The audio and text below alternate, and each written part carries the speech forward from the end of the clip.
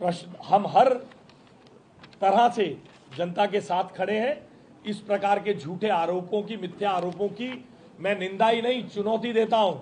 अगर कोई फैक्ट है मनीष सिसोदिया जी के पास, जाए किसी थाने में हमारे खिलाफ रपट लिखवाए और हम पर कार्रवाई करवाएं। एक एक करके पूछिए।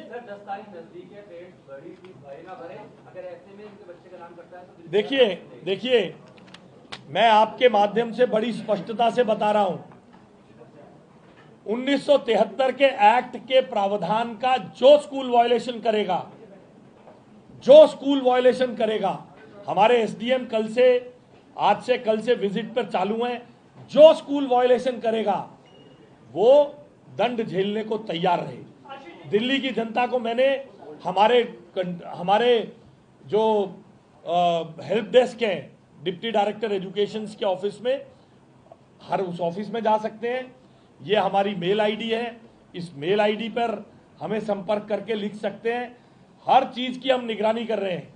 केवल ठीक है, कुछ स्कूल के पेरेंट्स हमें मिले हैं, उन स्कूलों पे हमारी कार्रवाई चल रही है।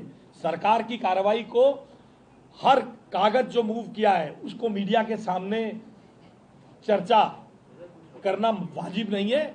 दिल्ली की जनता का एक भी पैसा, मैं तो आपसे कह रहा हूं, जिनको रिजेक्ट किया था और उनके पास सरप्लस मनी पाई गई है, कैसे रही, जिनके कार्यकाल में रही उन पर भी और उन पर जिनके खातों में रही, दोनों पर मुकदमा होगा। आप देखते जाइए। क्या वजह है कि आप ही सीधा सीधा टारगेट पे हैं आतिशी, केजरीवाल, सिसोदिया के, और ये प्रेम आपसे पुराना है। जब आप महामंत्री थे तब भी मीटर में आपकी डीएससीएस के साथ में आपके ऊपर आरोप अरे थे।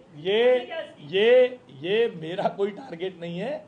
मुख्यमंत्री जी के नेतृत्व में जो सरकार अच्छा काम कर रही है उसको बाधित करने का तरीका है।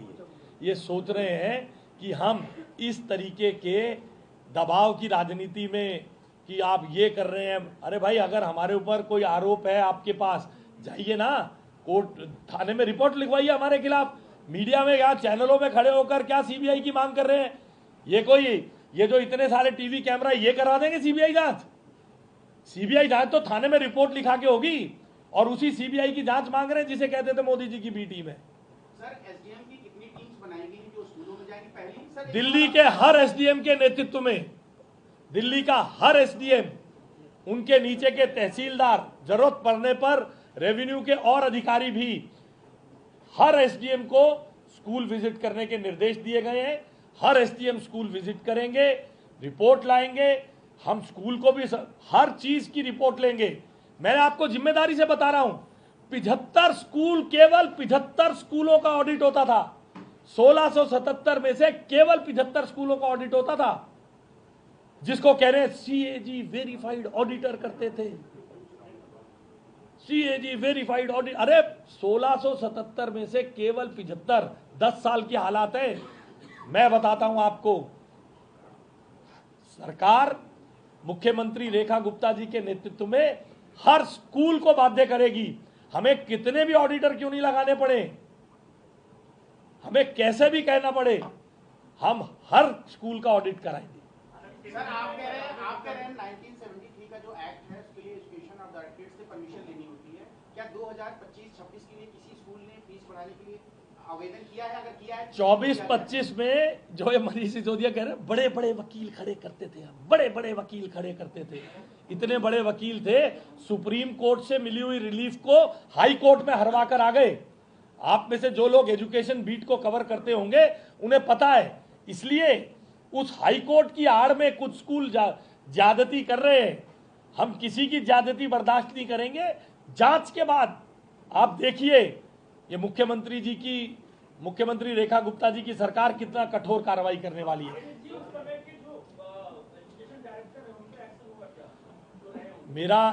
मेरा ये कहना है, सरकार चलाने का काम एजुकेशन डायरेक्टर का, या जनता ने जिनको चुन के, शिक्षा क्रांति के जनक तो वो बनेंगे, शिक्षा क्रांति के जनक तो वो बनेंगे, वाह भाई गले में वो ओढ़ेंगे। और आप हमसे कार्रवाई, जो दोषी होगा, मैं किसी का नाम नहीं ले रहा हूं, जो दोषी होगा, इसको किसको देखना था? मैं देखकर बता रहा हूं ना, शिक्षा मंत्री हूं। मैं बता रहा हूं केवल 75 का ऑडिट हो रहा था, 10 साल भुट्टे भून रहे थे।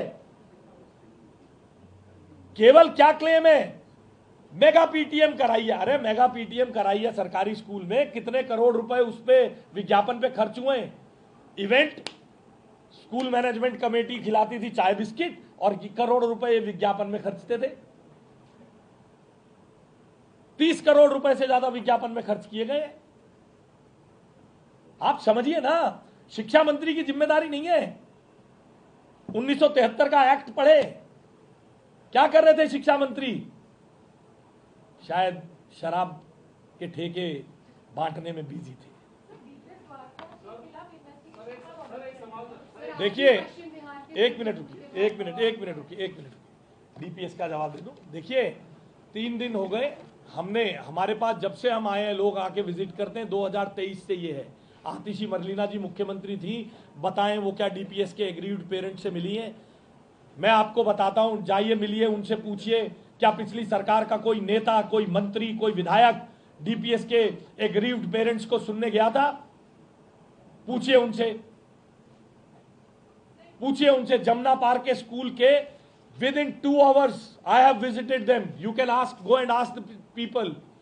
2 घंटे में हमारे ऑफिस ने उन्हें बुलाकर उनकी शिकायतों को सुना और उस पर कार्रवाई शुरू की है हमने।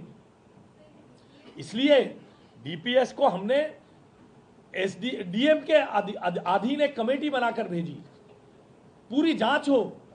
अगर डीपीएस लगातार डीपीएस फीस बढ़ा रहा है, किस आधार पर फीस बढ़ा रहा है? क्यों एक्शन नहीं हो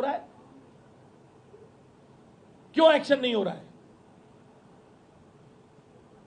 एक भी स्कूल पर एक्शन हुआ हो तो बताएं। जिन स्कूलों ने पैसा पाया गया, जिन पे, वो तो जनता का पैसा था। फीस नहीं बढ़ाने दी बोल के छुट्टी पा जाएंगे क्या? वो पैसा जनता को वापस क्यों नहीं दिलाया? कमर्शियलाइजेशन को रोका क्यों नहीं? क्यों उनकी रजिस्ट्रेशन कैंसिल नहीं की? क्यों डीएफिलेट नहीं किया उन्हें? मैं आपसे पूछता हूं। जब आपको पता चल गया स्कूल ने 15 करोड़ रुपए बुक्स में फालतू दिखाए हैं, तो स्टूडेंट से ही आए ना, तो स्कूल का लाइसेंस क्यों नहीं रद्द किया? ऐसे इतने सारे केसेस हैं। इसीलिए हमने ऐसा, देखिए ऐसी कुछ शिकायतें हैं, इसीलिए हमने डीएम के अधीन कमेटी बनाकर भेजी है। कोर्ट में इतने दिन से, देखिए ये लीगेसी इश्यूज हैं, हमारे कारण नहीं है। ये इतना बड़ा जो ये मामला है डीपीएस का, 2022-23 से चल रहा है। सरकार को निस्तारण नहीं करना चाहिए था। आज हमने तो तुरंत जांच कर ली, वीडियो रिकॉर्डिंग्स पे साक्ष्य इकट्ठे कर रहे हैं। किसी को जांच करके कुछ कार्रवाई करने में हमें समय लगेगा ना। ये तो 4 साल से था जी डीपीएस का मामला, कोर्ट में चल रहा है, क्यों नहीं कर रही कार्रवाई? कह रहे बड़े बड़े वकील खड़े किए थे। बड़े वकील तो शराब माफियाओं के केस में खड़े हुए, इनके बेचारों के डीपीएस के पेरेंट्स के हित में क्यों नहीं खड़े किए? पूछिए ना, आप सबके लिए मैं ओपन है, जाइए डीपीएस के पेरेंट्स से पूछिए, क्या उनको कभी कोई शिक्षा मंत्री मिला है? क्या किसी मुख्यमंत्री ने उनको सुना है?